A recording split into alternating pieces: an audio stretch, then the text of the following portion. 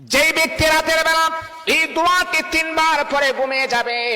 আল্লাহর নবী বিশ্বনবী সাল্লাল্লাহু আলাইহি ওয়াসাল্লাম বলেন, সকাল বেলা যখন আল্লাহ তাআলার বান্দা ফজরের নামাজের মাঝে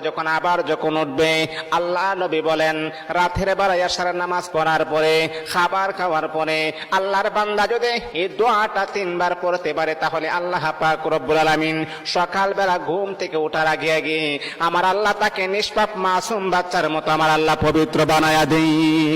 দোয়াটা সবাই আমরা জানি, আমরা সবাই কিন্তু দোয়াটা জানি, কিন্তু আমরা আমল করি না। দোয়াটা হলো